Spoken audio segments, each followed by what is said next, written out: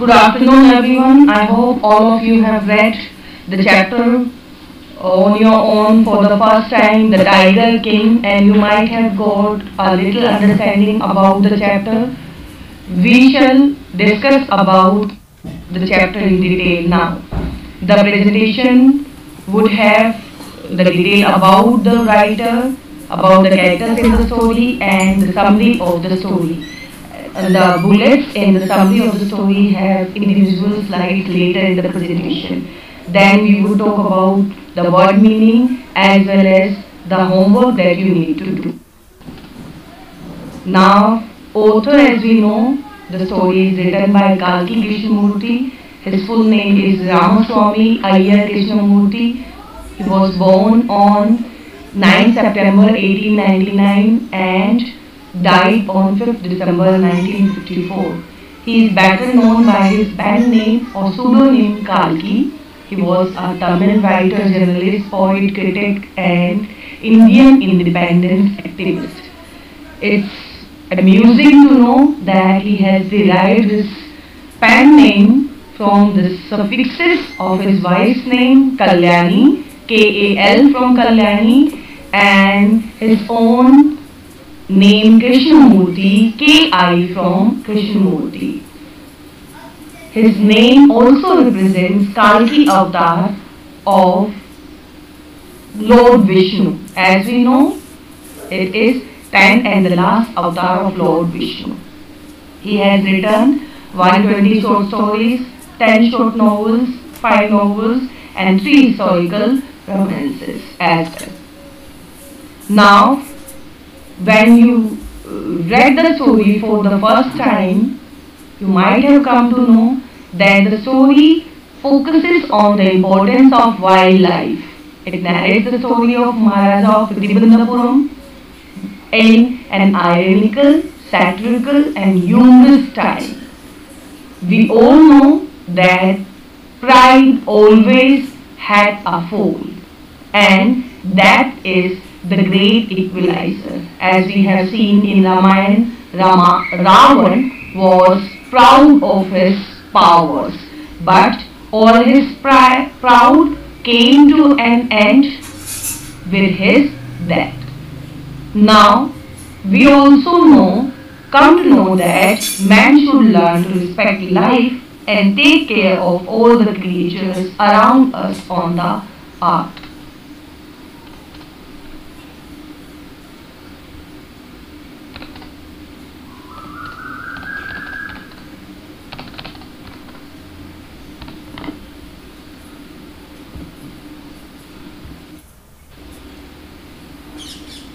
Now, the characters in the story.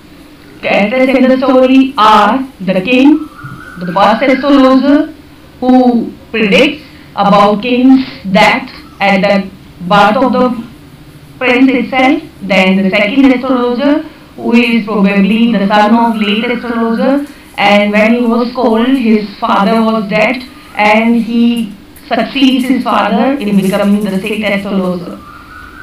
Then the Diwan or the Prime Minister who represent the behavior of all the minions in the story, and the British officer who wants to kill a tiger in the boundaries of Tribundapuram but he is refused, and later he even requests to be photographed with a tiger that is killed by the king but he is again refused. Now, the summary of the story. In the story starts with the birth of the prince, and at his birth, the royal astrologer predicted that one day he must die. The 10-day-old baby surprised everybody by enunciating, "Oh, wise astrologer, we know that all must die. Tell me how I will die." The astrologer said, "Holy Prince was born in the hour of the bull and the tiger are enemies. So the tiger will kill the bull, that is the prince." The prediction did not frighten the boy. He was only 10 days old and proclaimed, "Let the tigers beware." Now the prince was brought up, and the way he was brought up is a comment on the attitude of Indian princes and kings in English time, in British time. He drank the milk of an English cow. He was brought up by an English nanny. He was tutored by an English teacher, and he watched only English films. When the prince was 20 years of age, he was made the king of the state. There were rumors widespread in the state about the astrologer's prediction. The king also came to hear about the prediction, and he started believing that the tiger was his enemy and he must kill him in self-defense.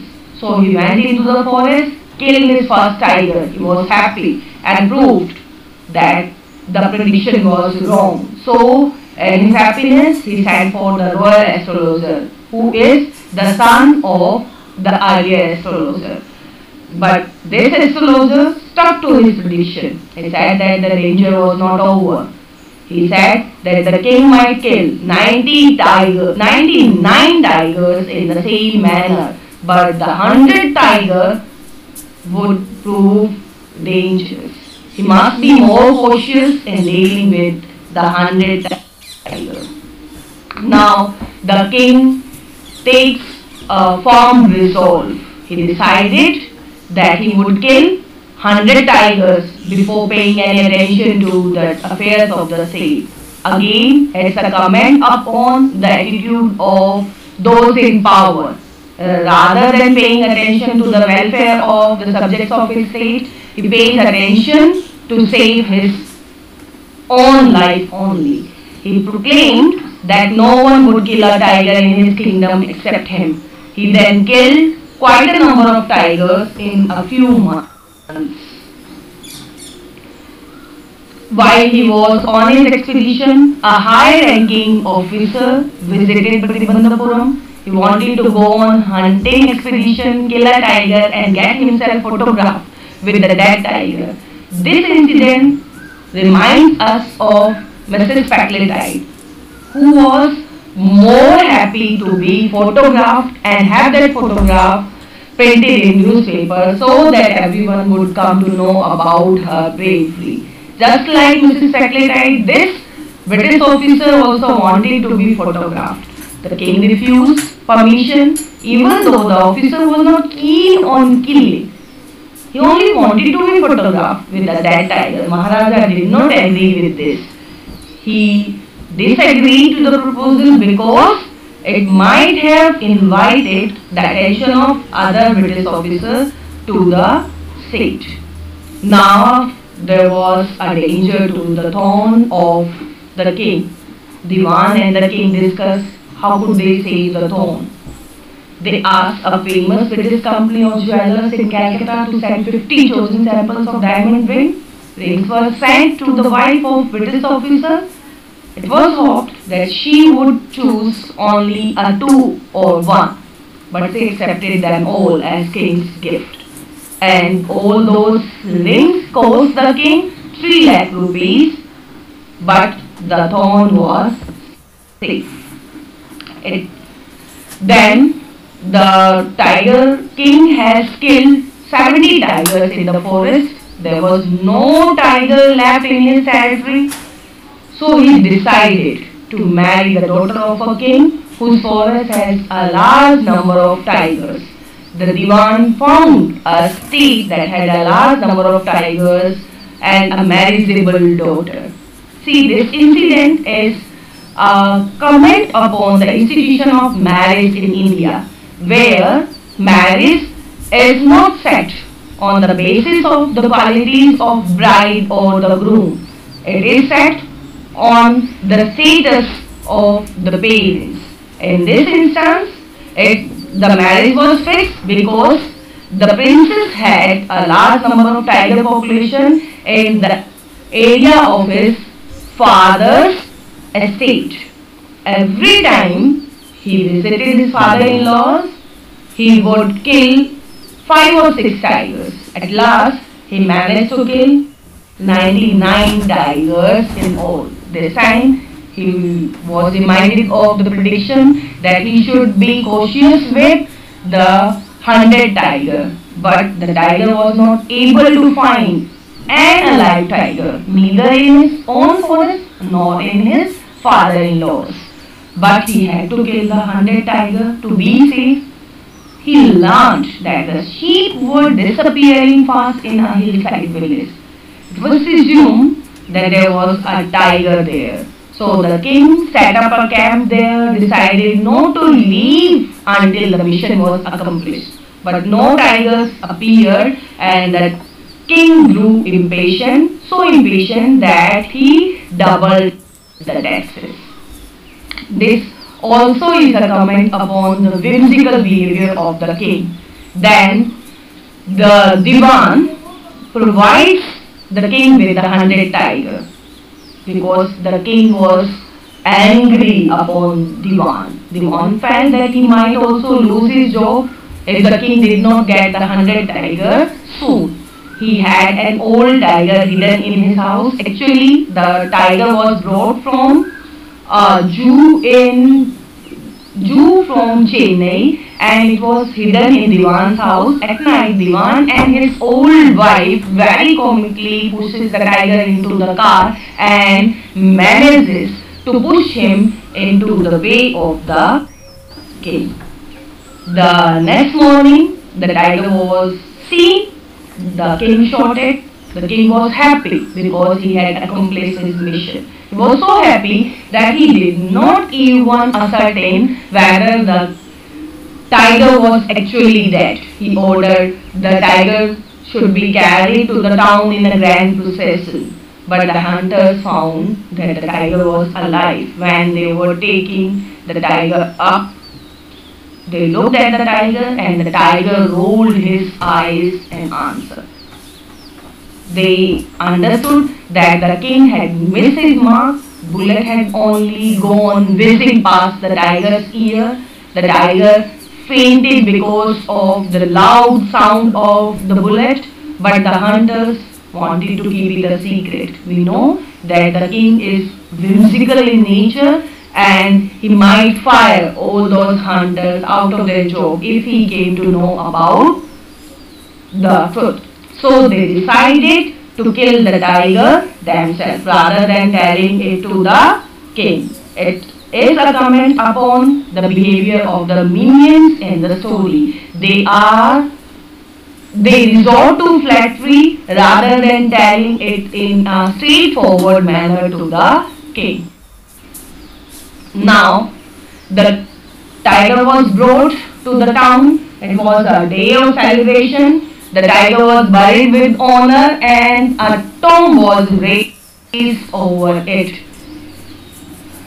Now, the tiger king was happy that he had accomplished his mission of killing 100 tigers. Meanwhile, he had a son, and it was his son's 3rd birthday. The king wished to give him a suitable present, and he chose to give a wooden tiger toy. It was an ordinary toy carved by an unskilled artist. It had slivers all over. The shopkeeper said it was worth 300 rupees, but the king took it away as a gift. Now, finally, 100 tigers had its reverence. The king and his son was playing with the wooden tiger. A sliver pierced the king's hand. He removed it, but the infection flared and developed into a terrible sore. The 3 famous surgeons from Madras operated upon the king. At the end, the surgeons announced the operation was successful. The king is dead. Again, the statement is ironical in nature. Ironically, the mighty king who had killed 99 alive tigers was killed by a wooden tiger. Thus, the king was metaphorically or symbolically killed by a tiger the way it was predicted at the time of his birth.